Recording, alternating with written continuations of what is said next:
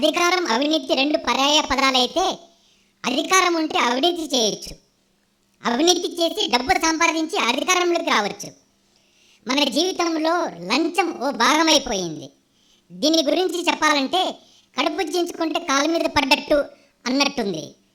మన సొంత జాగాలో మన సొంత ఇల్లు కట్టుకోవాలంటే అధికారుల పర్మిషన్ ఉన్నా అనధికారుల పర్మిషన్ కూడా కావాలి. వాళ్ళెవరో మనకు తెలుసు. పోలీస్ వాళ్ళు, ప్రెస్ వాళ్ళు, లోకల్ లీడర్స్లు ఒకరేమిటి కనబడ్డ వాళ్ళు బెదిరిస్తారు. జీవితంలో ఇల్లు కట్టుకోవడం అనంత బుద్ధి తక్కువ పని ఇంకోటి లేదని లంపలేసుకొని సన్యాసం పుచ్చుకోవాలనిపిస్తుంది. దీనికంతటికీ కారణం ఎవరు? మనమే. నిజాయితీ గల వారిని నిజాయితీగా ఎన్నుకుంటే ధైర్యంగా వెళ్ళి అడగవచ్చు, దగ్గరుండి పనులు చేయించుకోవచ్చు. అధికారులేమో డబ్బిచ్చి పోషన్ తెచ్చుకున్నామంటారు, పొలిటికల్ లీడర్స్ ఏమో డబ్బిచ్చి ఓటు కొనుక్కున్నామంటారు.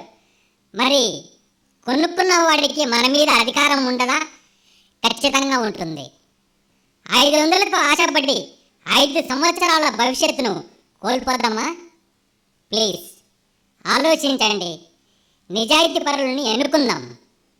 చెప్పంగా వినకపోతే చెడంగా చూస్తారట.